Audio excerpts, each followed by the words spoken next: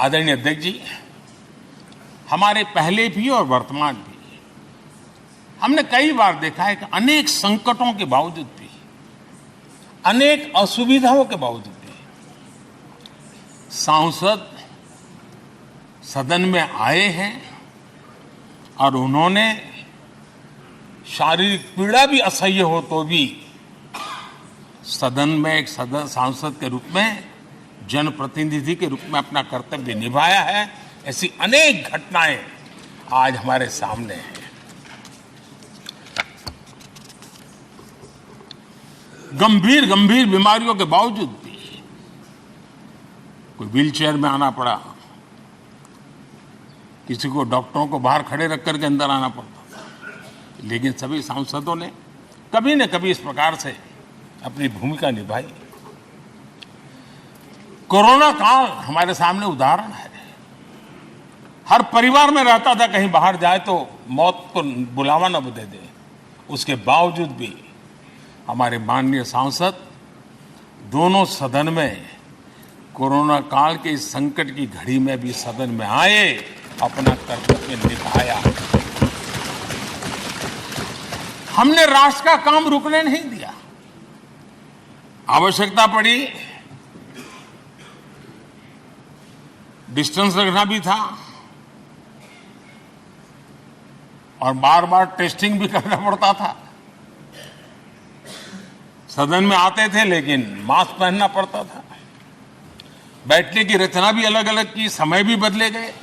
हर चीज के साथ राष्ट्र का काम रुकना नहीं चाहिए, इस भाव से सभी सदस्यों ने इस सदन को अपने कर्तव्य का महत्वपूर्ण अंग माना, संसद को चलाए रखा। और मैंने देखा है कि इस सदन से इतना लगाव लोगों का रहता है कि पहले कभी हम देखते थे कोई 30 साल पहले सांसद रहा होगा, कोई 35 साल पहले रहा होगा, लेकिन वो सेंट्रल हॉल तो जरूर आएगा। जैसे मंदिर जाने की आदत होती है, वैसे उनको सदन में आने की आदत है। इस जगह का लगाव बन जाता है, एक आत्मीय भाव से जुड़ाव हो जाता है।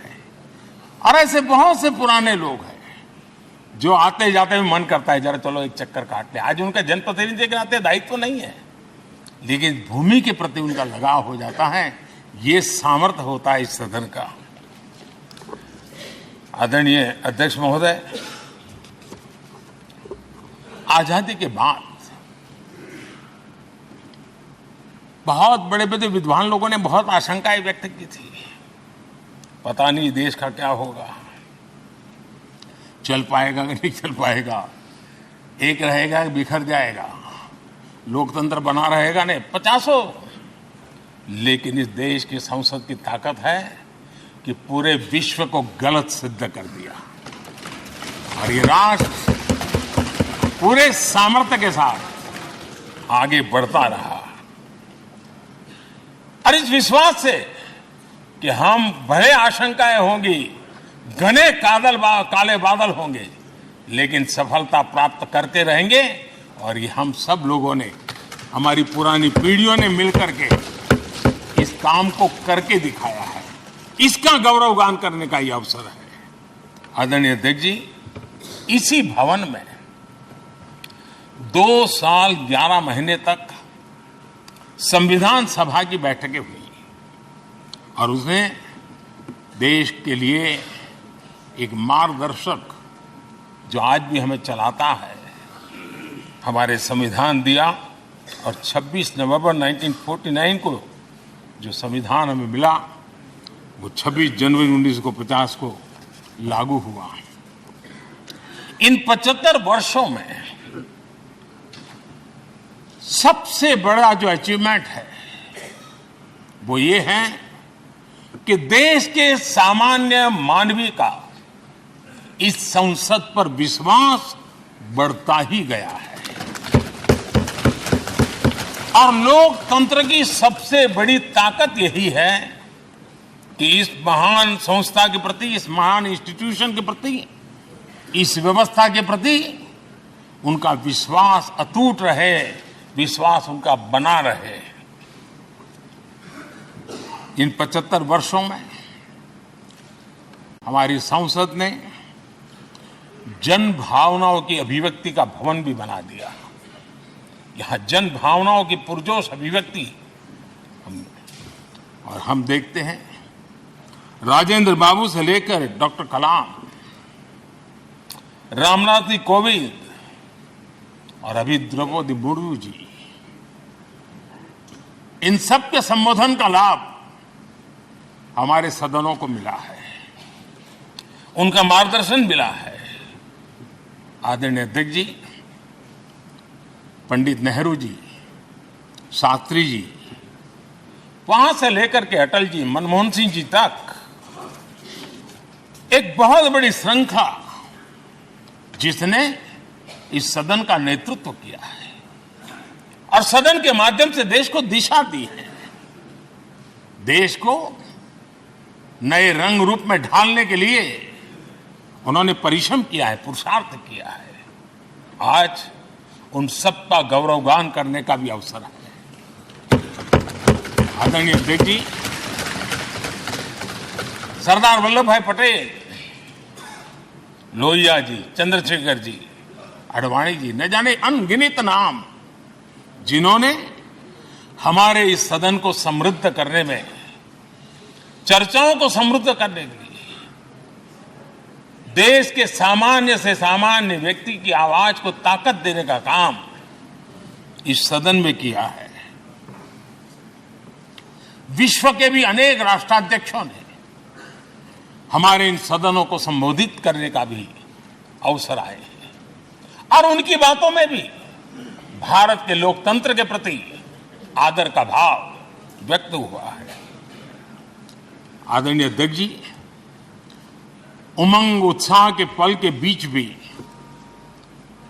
कभी सदन की आंख से आंसू भी बहे।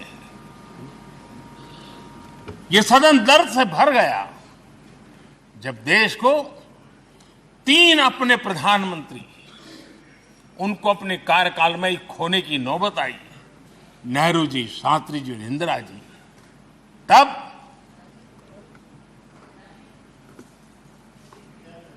ये सदन अश्रु भीनी आंखों से उन्हें विदाई दे रहा था। आदरणीय अध्यक्ष जी, अनेक चुनौतियों के बावजूद भी हर स्पीकर ने, हर सभापति ने बेहतरीन तरीके से दोनों सदनों को सुचारू रूप से चलाया है और अपने कार्यकाल में उन्होंने जो निर्णय किए वो निर्णय मावलंकर जी से काल से शुरू हुए हो या सुमित्रा जी के कालखंड के हो या बिरला जी के, आज भी उन निर्णयों को रेफरेंस पॉइंट माना जाता है। ये काम हमारे करीब 17 स्पीकर और उसमें 2 हमारी महिला स्पीकर ने भी, और मावलंकर जी से लेकर के सुमित्रा ताई तक और बिरला जी का मार्गदर्शन आज भी हमें मिल रहा है। हर एक ने अपनी अपनी शैली रही है, लेकिन उन्होंने सबको साथ लेकर के नियमों कानूनों के बंधन में इस सदन को हमेशा ऊर्जावान बनाए रखा है।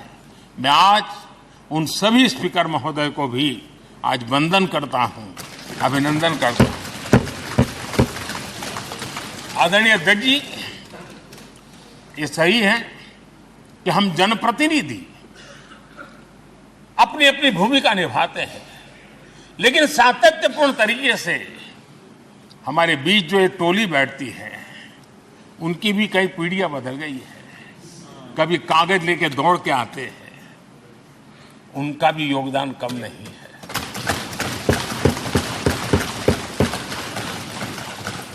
हमें कागज पत्र पहुंचाने के लिए दौड़ते हैं, सदन में कोई गलती ना हो जाए, उसके निर्णय में कोई गलत ना हो जाए, उसके लिए वो चौकन्ने रहते हैं। जो काम इनके द्वारा हुआ है उसने भी सदन के क्वालिटी ऑफ गवर्नेंस में तेजी लाने में बहुत बड़ी मदद की है। मैं उन सभी साथियों का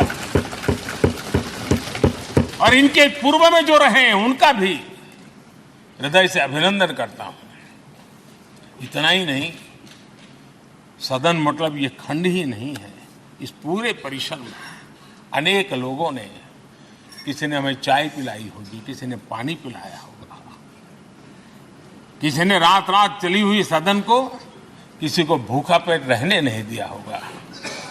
कई प्रकार की सेवाएं की होगी। किसी ने माली ने इसके बाहर के एनवायरनमेंट को संभाला होगा, किसी ने इसकी सफाई की होगी। न जाने कितने ही अनगिनत लोग होंगे जिन्होंने हम सब अच्छे ढंग से काम कर सके, और यहां जो काम हो वो काम देश को आगे बढ़ाने के लिए अधिक से अधिक तेजी से हो, उसके लिए जो माहौल बनाना, व्यवस्था बनाना, उसके लिए जिसने योगदान दिया है, मेरी तरफ से भी और इस सदन की तरफ से भी मैं उनका विशेष रूप से नमन करता हूं।